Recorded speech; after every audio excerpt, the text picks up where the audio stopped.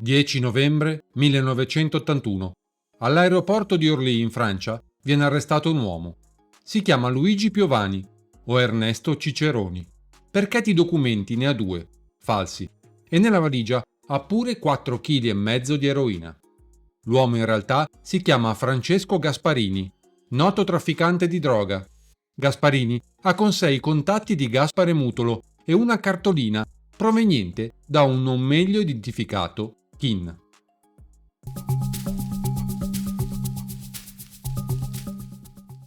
«7 novembre 1976. 20 kg di eroina pura e 2,5 kg di morfina, per un valore complessivo di quasi 5 miliardi, sono stati sequestrati ieri a Roma nel corso di 2 grosse operazioni antidroga. La prima, compiuta all'aeroporto di Fiumicino, ha portato all'arresto di 2 uomini. Un sedicente uomo di affari di Singapore, Ko Bak Kin, trentenne, e un insegnante malese di 34 anni, Syed Mohammed bin Fazalda. I 2, provenienti da Bangkok, erano stati segnalati al posto di frontiera italiana dell'Interpol. Appena scesi dalla scaletta del Boeing della compagnia thailandese, i 2 trafficanti di stupefacenti sono stati fermati e condotti negli uffici della polizia. L'ispezione minuziosa dei loro bagagli ha permesso di scoprire l'ingente quantitativo di eroina. Si tratta di droga di terza classe, detta cinese. Un tipo di eroina che sembra aver invaso negli ultimi tempi il mercato mondiale. Il suo valore ammonterebbe a oltre 4 miliardi di lire. Quella di ieri è stata una delle maggiori partite di stupefacenti sequestrate in Italia negli ultimi anni. Una volta trasformata la morfina in eroina, questa viene tagliata o diluita dai trafficanti con altre sostanze, come il glucosio o il chinino. Pertanto, lo stupefacente che viene venduto al consumatore come eroina è costituita da una parte di eroina e da 9 parti di altre sostanze. Gli investigatori hanno calcolato che la morfina sequestrata era sufficiente per la preparazione di ben 90.000 dosi. Ko Bak Kin finisce così nel carcere di Sulmona, dove entra in contatto con Gaspare Mutolo. Mutolo è legato al clan di Saro Riccobono, ma i contatti vengono stretti anche con un noto esponente della criminalità romana, Gianfranco Urbani, detto Erpantera. Uscito nel 1980, Ko Bak Kin si relaziona direttamente con tal Roberto, che in realtà è Vito Roberto Palazzolo, colui che verrà definito il cassiere di Cosa Nostra.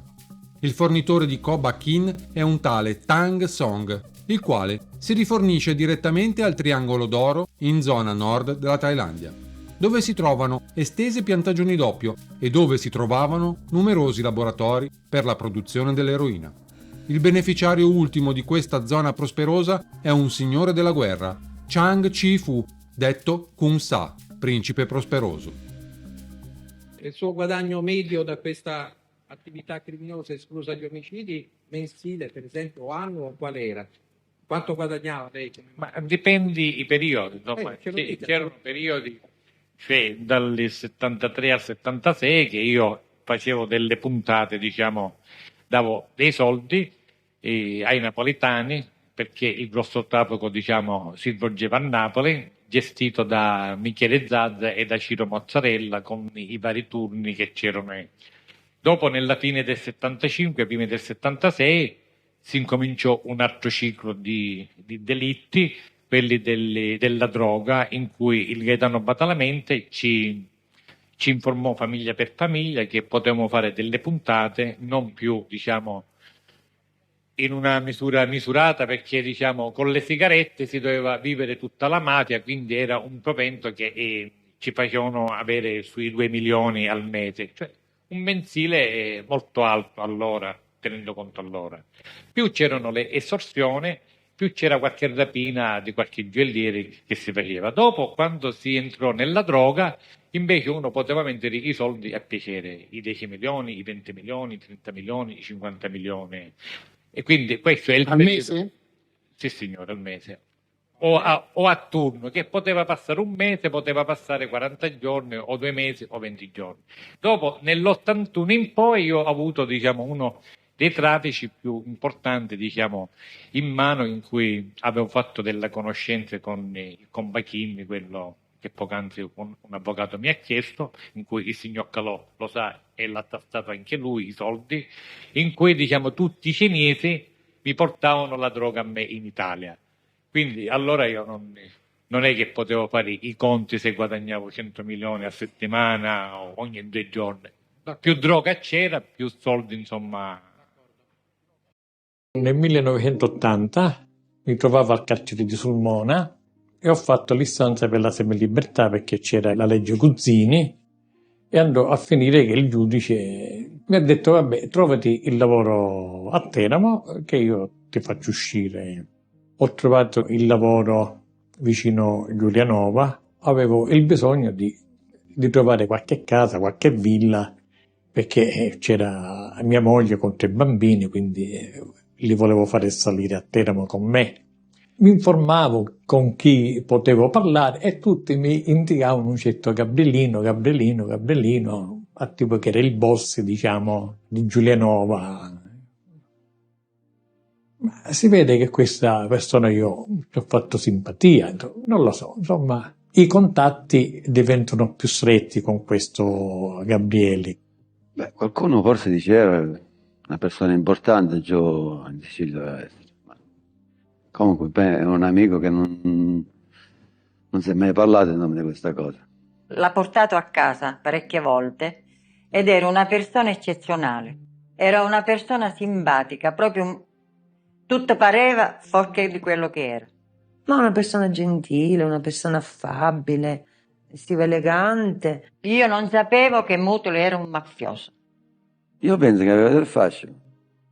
Piano piano ho saputo che lui era, diciamo, quello che aveva fatto la declamma Plasmon, il gigante buono. A me questo fatto mi incuriosiva, insomma, ero io molto attento, diciamo, a osservare questo personaggio così sicuro di sé, insomma, era sempre sicuro di sé. Così, quando io sono uscito, si stava facendo un traffico di droga in cui partecipavano quasi tutti i mafiosi, insomma. Siccome io ero l'amico diretto di un certo Komba Kimbe, un cinese che era l'uomo della foresta, questo, che andava ovviamente negli ortolani a prendere il papavero, la morfina, insomma. Allora non c'erano i controlli che ci sono ora negli aeroporti e nelle stazioni.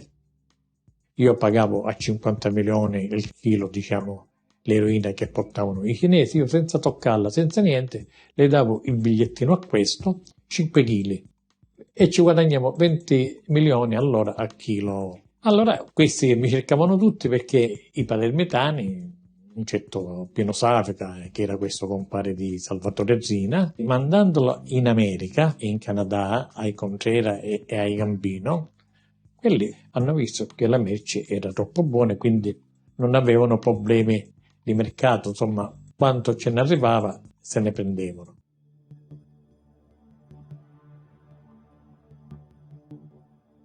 Mi sono incontrato col capitano in Svizzera per prendere gli accordi, gli appuntamenti, la carta geografica, la carta nautica, il punto dove dovevamo incontrare, l'orario, la data.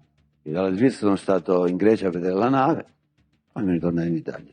Prendemmo gli appuntamenti e mi tornavo in Italia. La nave partì prima, e la nave partì perché ci mise 20 giorni ad andare là, al posto.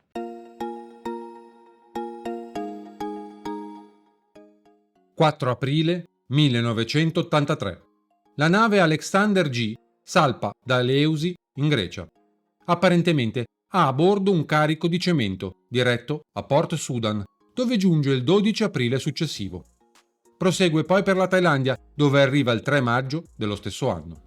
Lì, a circa 15 miglia dalla costa di Koh Phrang Kong, 2 pescherecci caricano a bordo dell'Alexandros G 11 cartoni imbottiti di eroina e una partita di armi. La Alexandros viene sorvegliata lungo tutto il tragitto. Il 24 maggio, una volta giunta a Suez, la polizia egiziana, su segnalazione di quella greca, la perquisisce. Vengono così alla luce 233 kg di eroina e scattano le manette per l'equipaggio.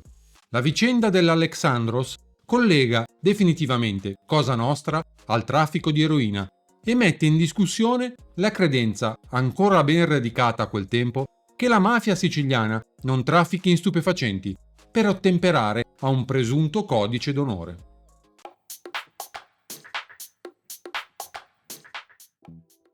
– 17 luglio 1983. La Procura Generale di Palermo ha chiesto l'intervento del Ministero degli Esteri per ottenere dalla Thailandia l'estradizione in Italia di Koba Kin. Kin è il trafficante di droga ritenuto uno dei massimi fornitori di stupefacenti alla mafia siciliana, arrestato a Bangkok in un'operazione congiunta tra polizia thailandese e quella italiana. Le autorità di Singapore avrebbero già dato l'assenso per l'estradizione a Palermo.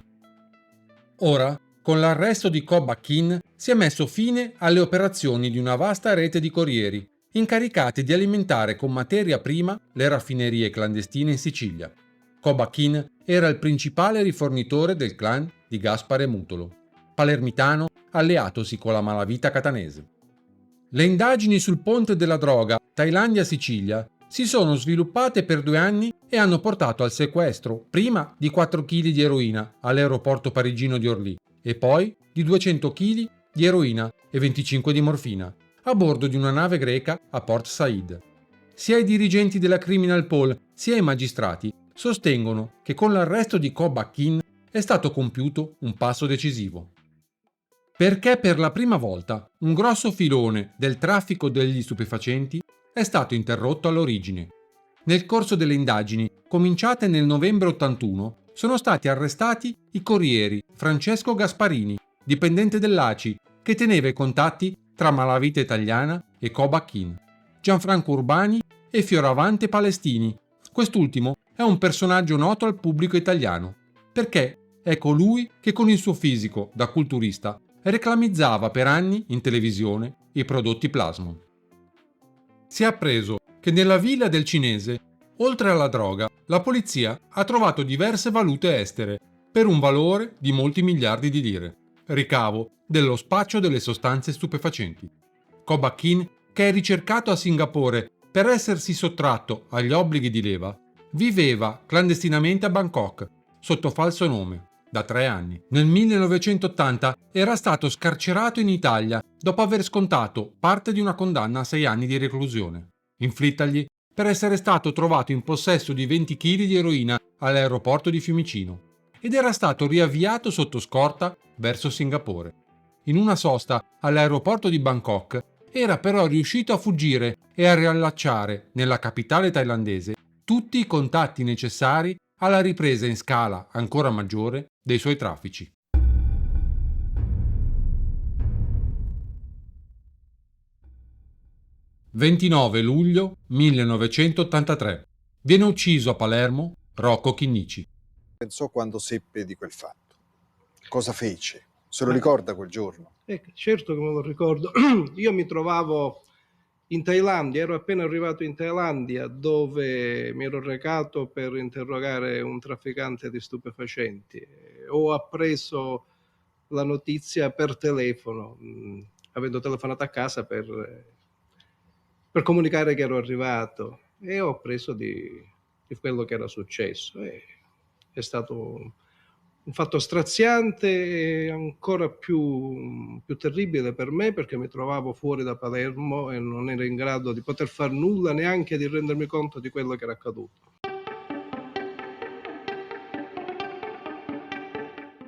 Primo agosto 1983.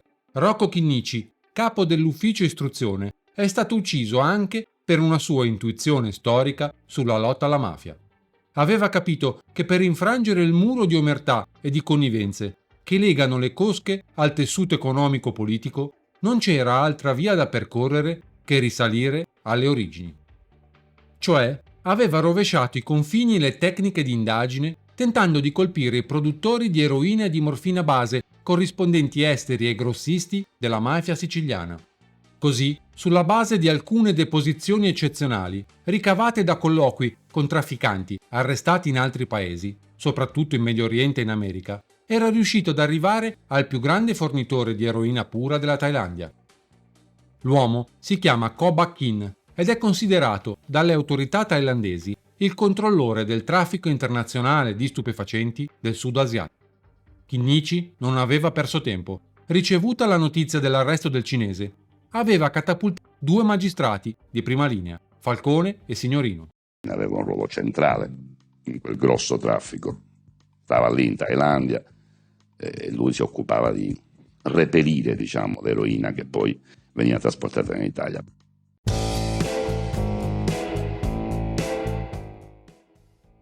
«9 agosto 1983.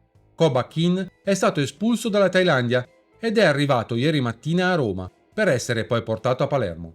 È il frutto del nostro intenso lavoro», ha commentato il sostituto procuratore Signorino, che per 10 giorni ha interrogato il cinese, così è soprannominato il trafficante di Bangkok, insieme al giudice istruttore Giovanni Falcone, in una località segreta. Ko Back-in sarà nuovamente ascoltato dai magistrati in un rapporto di collaborazione che par di capire si sia instaurato in Thailandia.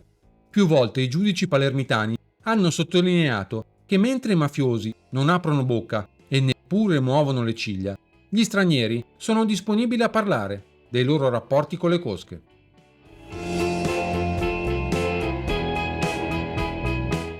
«24 aprile 1984.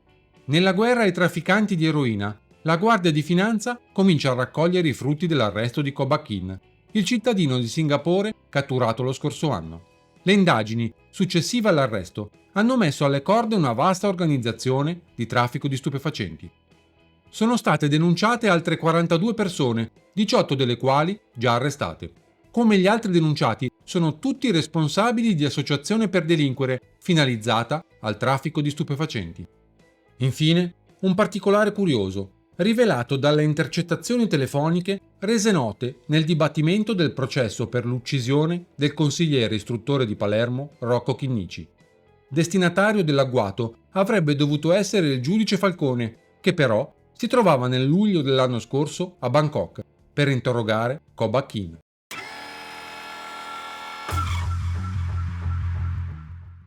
«18 marzo 1985. 15 ordini di cattura, dopo 10 mesi di pazienti indagini, hanno messo la parola fine all'attività di una tra le bande più pericolose di trafficanti di droga a Roma, quella facente capo per i rifornimenti di eroina e cocaina al cinese Ko Back-in e alla mafia catanese, contro le quali il sostituto procuratore della Repubblica Agueci ha firmato l'ordine di cattura. 5 persone sono state arrestate ieri, oltre ai 34 che si trovano già in carcere.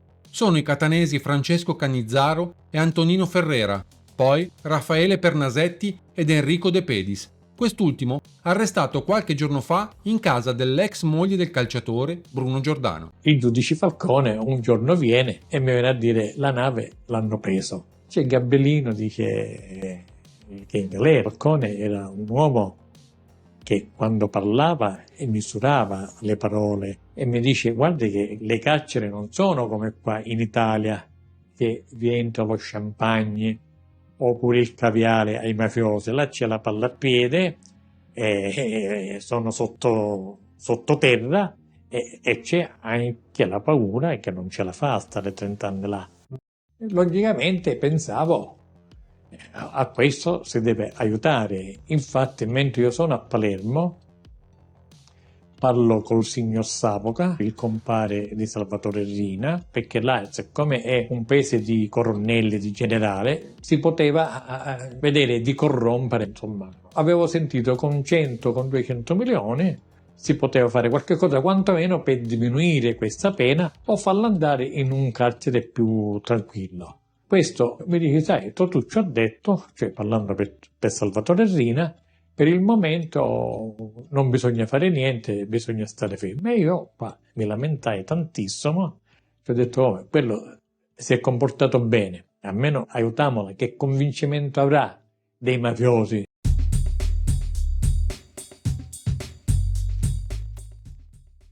Nel 1985 si svolge un confronto fra Mutolo e Ko Back-in al maxi processo. Lei parla italiano, lo comprende? Sì, con piano piano. Sì, è stato interrogato parecchie volte dal giudice istruttore. stato interrogato anche a Roma. Sì. Lei conferma il contenuto dei suoi interrogatori? Sì. È stato processato, una volta è stato condannato nel 76 Sì. a 6 anni di reclusione. In appello però. In appello, sì. In appello? Sei A 6 anni. Che ha scontato. Sì. Cioè che ha fatto, carcerazione che ha fatto. Sì. No, Sì. funziona? Sì. Adesso funziona. Io ho sentito dire da Compagimbi che ha confermato tutti gli interrogatori, cosa che a me non mi sta bene e desidero chiarire alcuni punti. 1992. Kin, nel carcere di Pagliano, riceve una condanna definitiva ad 8 anni, poi annullata per la sua collaborazione alla giustizia. Di certo, secondo i giudici del maxi processo, Cobba Kin disse molto meno di quello che sapeva.